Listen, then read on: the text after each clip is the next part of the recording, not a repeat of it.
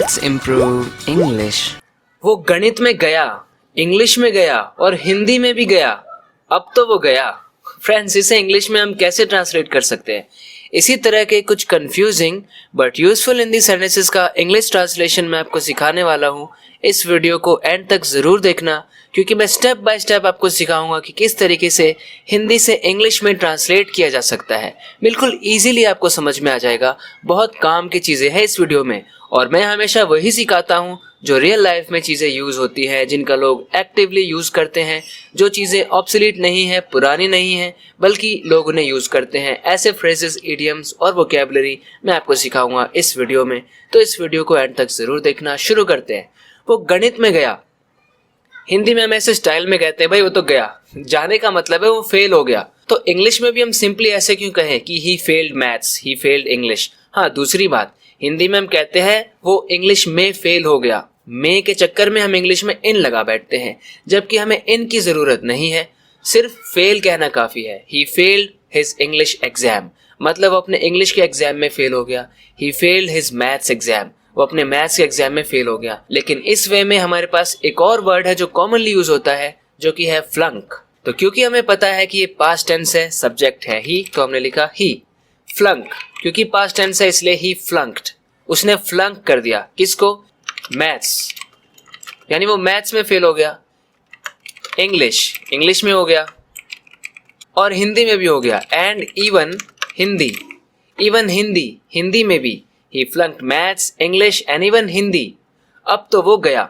जब भी हम कहना चाहते हैं कि अब वो प्रॉब्लम में फंस चुका है, अब तो वो गया, इसके लिए इंग्लिश में एक फ्रेज होता है, he is done for now. He is done for now. If somebody is done for, he is in trouble. Now no one knows what will happen to him. He flunked. Flunked means to fail. He flunked maths, English and even Hindi. He is done for now.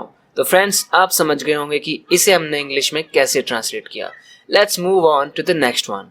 लगता है दूध वाला आ गया है, जाओ और उसको बता देना कि उसको हमारे 20 रुपए देने हैं। सिंपल।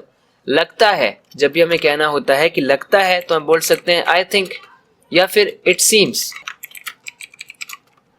दूध वाला आ गया है, दूध वाला यानी कि मिल्कमैन, द मिल्कमैन। अब प्रोबेबली जिस मिल्कमैन की हम बात कर रहे हैं वो स्पेसिफिक है, हम जिससे बता रहे हैं उसको पता है कौन सा मिल्कमैन है, स्पेसिफिक है, इसलिए द मिल्कमैन, द जरूरी होता है। इट सीम्स द मिल्कमैन आ गया है। अब वैसे तो इंग्लिश में हम कहेंगे somebody has come, he has come, वो आ गया है, लेकिन इसको और कॉमनली और नेचुरली हम ऐसे भी कह सकते हैं, is here. It seems the milkman is here. It seems the milkman is here. मतलब लगता है मिल्कमैन आ गया है। वैसे भी seems के बाद that भी हमने अवॉइड किया है, यहाँ पर पूरा होना चाहिए it seems that, लेकिन शॉर्ट में it seems the milkman is here. Friends, मैं आपको बता दूं कि आपको शायद लगे कि वीडियो लॉन्ग है, लेकिन आपके लिए फ्रूटफुल है, आपके लिए यूजफुल है। मैं आपको कॉन्सेप्ट्स को अगर डीप में समझाने की कोशिश करूंगा तो वीडियो तो लॉन्ग हो ही जाएगी ना। अब आप ही बताओ, मैं जल्दबाजी में एकदम ट्रेन की तरह बोल के कैसे वीडियो को जल्दी से खत्म करके आपको शॉर्टकट में निपटा दूं, कैसे छोटी छोटी चीजें बता दूं। बल्कि अगर मैं आपको डिटेल में अगर अच्छे से समझाने की कोशिश करूंगा तो वीडियो तो अपने आप लॉन्ग हो ही जाएगी। और अगर आप किसी चीज को सीख रहे हैं तो वहां पर आप टाइम का सदुपयोग कर रहे हैं, आप टाइम को यूज कर रहे हैं, यूटिलाइज कर रहे हैं, आप उसे वेस्ट नहीं कर रहे। So please have patience because you are gonna learn a lot of things like always. It seems the milkman is here, उसको बता देना, उसको बता देना। टेल हिम, की के लिए हमने लगाया दैट, टेल हिम दैट उसको हमारे 20 रुपए देने हैं। एक वर्ड होता है इंग्लिश में OWEO, हम कहेंगे ही owes us 20 rupees. Tell him that he owes us 20 rupees, यानी वो ओ करता है 20 रुपीज, यानी उसे हमारे 20 रुपए देने हैं। अगर कोई किसी चीज को ओ करता है मतलब उसे वो चीज किसी को देनी है। He owes us 20 rupees, यानी उसे हमारे 20 रुपए देने हैं। वो चाहे कितना भी शरारती क्यों ना हो, मैं उसे 1 मिनट में सीधा कर दूंगा। चाहे कितना भी शरारती क्यों ना हो, जब भी हमें ऐसे कहना होता है ना, चाहे कितना ही ऐसे, चाहे कितना ही वैसे, तब हम कैसे बोल सकते हैं? नो मैटर, नो मैटर का यूज कर सकते हैं चाहे जब भी हमें बोलना होता है। नो मैटर, कितना भी शरारती। हाउ, शरारती को इंग्लिश में हम मिस्चिवस बोल सकते हैं। No matter how mischievous he is, फर्क नहीं पड़ता कि वो कितना मिस्चिवस है, मिस्चिवस की जगह हम नॉटी भी बोल सकते हैं। No matter how naughty he is, how mischievous he is, मैं उसे 1 मिनट में सीधा कर दूंगा, सब्जेक्ट है आई। कुछ हो जाएगा, आई विल। किसी को सीधा कर देना, इंग्लिश में एक फ्रेजल वर्ब होता है straighten someone out.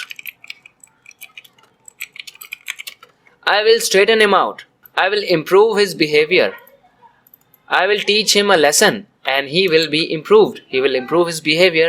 I'll straighten him out. No matter how mischievous he is, I'll straighten him out. I will को भी हम शॉर्ट में इतना ही बोल दें तो काफी है। I'll straighten him out. मैं कितना ही उसे रोकने की कोशिश कर लूं, वो हमेशा अपनी ही चलाता है। मैं कितना ही, ये भी वही बात है जो पहले में थी, वो चाहे कितना भी शरारती क्यों ना हो, मैं कितना भी क्यों ना कोशिश कर लूं, तो फिर से नो मैटर। नो मैटर, कितना ही मैं उसे रोकने की कोशिश कर लूं, no matter how hard I try. Try hard मतलब ज्यादा कोशिश करना, no matter how hard I try, चाहे मैं कितनी ही कोशिश कर लूं, क्या करने की, उसे रोकने की, टू स्टॉप हिम, उसे रोकने की। वो हमेशा अपनी ही चलाता है, इंग्लिश में एक फ्रेज होता है ही always has his way. He always has his way. अगर आप कहते हैं somebody has his way, it means he does what he wants. He never listens to anyone. He just does what he wants to do. He always has his way. Has की जगह पर यहाँ पर हम get का भी use करते हैं। He always gets his way या फिर he always has his way। और यहाँ पर आप own का भी यूज कर सकते हैं, own। हालांकि own यहाँ पर ऑप्शनल है, आप यूज करें या फिर ना करें, ये ज्यादा जरूरी नहीं है। He always has his own way या he always gets his own way, it means वो हमेशा अपनी ही चलाता है, he does what he wants to do. He never listens to anybody. He doesn't care about other people's opinions. मुझे पता था कि तुम अपनी एक्टिंग से सबके होश उड़ा दोगे। होश उड़ाने से यहाँ पर मतलब है इम्प्रेस कर देना किसी को। मुझे पता था यानी कि I knew कि तुम अपनी एक्टिंग से होश उड़ा दोगे। कुछ हो जाएगा यानी कि will आएगा इसमें, सब्जेक्ट है यू, यानी तुम उड़ा दोगे, यानी कि आई न्यू यू विल। अभी होश उड़ा देना मतलब किसी को बहुत ज्यादा इम्प्रेस कर देना। इम्प्रेस का हम यहाँ पे यूज कर सकते हैं, I knew you will impress everyone with your acting. अपनी एक्टिंग से आप सबको इम्प्रेस कर दोगे। लेकिन इम्प्रेस की जगह पे कॉमनली नेचुरली ऐसे भी बोलते हैं, I knew you will blow everyone away. I knew you will blow everyone away. मुझे पता था कि तुम सबको इम्प्रेस कर दोगे, किससे, विद योर एक्टिंग। अपनी एक्टिंग से सबको इम्प्रेस कर दोगे। ब्लो समवन अवे का मतलब होता है किसी को इम्प्रेस कर देना। और यहाँ पर मैं आपको एक बात और बता दूं, अब यहाँ पर क्या आपको लग रहा है कि इस सेंटेंस में किसी करेक्शन की जरूरत है? हाँ, इसमें जरूरत है। जब हमें कहना हो मुझे पता है कि तुम कुछ करोगे, I know you will do something, लेकिन ये तो पास्ट है, मुझे पता था कि तुम कुछ करोगे, तो नो के सेकंड फॉर्म में न्यू बना दी। विल के भी तो second form, I mean will की भी तो पास्ट फॉर्म होती है, इसलिए यहाँ पे विल को हटा के हमें लगाना है would. I knew you would blow everyone away with your acting. मुझे पता था कि तुम सबको इम्प्रेस कर दोगे, you will blow everyone away with your acting.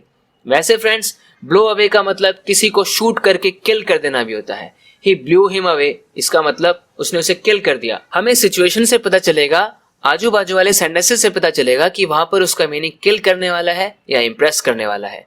Blow away का मतलब ऑफ कोर्स किसी को हवा से उड़ा देना भी होता है, जैसे कि the wind blue away my clothes, हवा ने मेरे कपड़े उड़ा दिए, तो ब्लो अवे का ये भी मतलब है। और मुझे याद आ रहा है कि ब्लो के ऊपर मैंने एक खास वीडियो बनाई हुई है, ब्लो वाले कुछ फ्रेजल वर्ब्स उस वीडियो में मैंने कवर किए थे। आप उस वीडियो को जरूर देखना, आप काफी कुछ सीखेंगे। उस वीडियो का लिंक आपको यहीं पर आई बटन में मिल जाएगा। बस मुझे यहीं उतार दो, बाकी के रास्ते में पैदल चला जाऊंगा। Simple, drop me off here, यानी मुझे यहीं पर ड्रॉप ऑफ कर दो। ड्रॉप मी ऑफ हेयर, मुझे यहीं उतार दो। या फिर आप कह सकते हो let me get off here, मुझे यहाँ उतरने दो। Let me get off here. यहाँ पर आप बता सकते हो कि मुझे यहाँ पर मोटरसाइकिल से उतरने दो। Let me get off the motorcycle here, यानी जैसे कि कोई मोटरसाइकिल पर आपको कहीं छोड़कर आ रहा है, let me get off the motorcycle here, मुझे यहाँ मोटरसाइकिल से उतार दो। अगर कार है, let me get out of the car, यानी मुझे कार से बाहर निकलने दो। हेयर, यहाँ मुझे कार से बाहर निकलने दो। बाकी के रास्ते में पैदल चला जाऊंगा। I will walk the rest of the way. The rest of का मतलब होता है बाकी का, जैसे I will eat the rest of the food, यानी बाकी का बचा खाना मैं खा लूंगा। I will walk the rest of the way, यानी बाकी के रास्ते मैं वॉक करके चला जाऊंगा, मैं पैदल चला जाऊंगा। पैदल जाने को इंग्लिश में गो ऑन फुट भी कहते हैं, तो आप कह सकते हैं I will go on foot from here, I will go on foot from here, यानी यहाँ से मैं पैदल चला जाऊंगा। मैं तुम्हारी सिफारिश कर दूंगा और तुम्हें नौकरी जरूर मिल जाएगी। फ्रेंड्स, सिफारिश करने को इंग्लिश में क्या कहते हैं? पहले हमें समझना है, मैं कुछ कर दूंगा यानी कि आई विल, तुम्हारी सिफारिश कर दूंगा। किसी की सिफारिश कर देना यानी किसी को रेकमेंड कर देना। इंग्लिश में एक फ्रेज होता है I will put in a good word for you. I will put in a good word for you. Putting in a good word for someone means recommending him to someone and saying that he is worthy of something. I will put in a good word for you. और तुम्हें नौकरी तुम्हें नौकरी जरूर मिल जाएगी। You will surely get the job. आपको job जरूर मिल जाएगी। I will put in a good word for you. इसका मतलब मैं आपकी सिफारिश कर दूंगा, आपके बारे में बता दूंगा, आपको रेकमेंड कर दूंगा। I will put in a good word for you and you will surely get the job. वो मुझसे गुस्सा है, इतना कि वो मुझे देखना तक नहीं चाहता। वो मुझसे गुस्सा है। He is angry. Angry के साथ हम generally preposition with लगाते हैं। He is angry with me. वो मुझसे गुस्सा है। इतना कि कई बार ऐसा होता है कि हमने कुछ बात बताई कि ऐसा है और इतना है कि ऐसा, इतना कि ऐसा। So much so. So much so का मतलब इतना है कि, अब आगे की बात हम बताएंगे। So much so that वो मुझे देखना तक नहीं चाहता। He doesn't, present tense है इसलिए he के साथ does आएगा। He doesn't, नेगेटिव है, does में not जुड़ गया। He doesn't, हमें कहना है देखना तक नहीं चाहता। He doesn't even look at me. He doesn't even want to look at me. So much so, यहाँ पर so much so का मतलब है इतना। जब भी कहना हो कि इतना है कि इतना, he is angry with me so much so that he doesn't even want to look at me. Another example could be, today is cold so much so that I can't live without a jacket. आज ठंड है, इतनी है कि मैं बिना jacket के रह ही नहीं सकता। फ्रेंड्स, आशा करता हूँ कि आपको ये वीडियो पसंद आई है और आपके लिए हेल्पफुल रही है। इसी तरह से अपनी इंग्लिश को इम्प्रूव करते रहने के लिए इस चैनल को सब्सक्राइब जरूर करना अगर आपने अभी तक नहीं किया है तो। सो फ्रेंड्स, बात करते हैं नेक्स्ट वीडियो लेसन में। Till then, take care and bye-bye.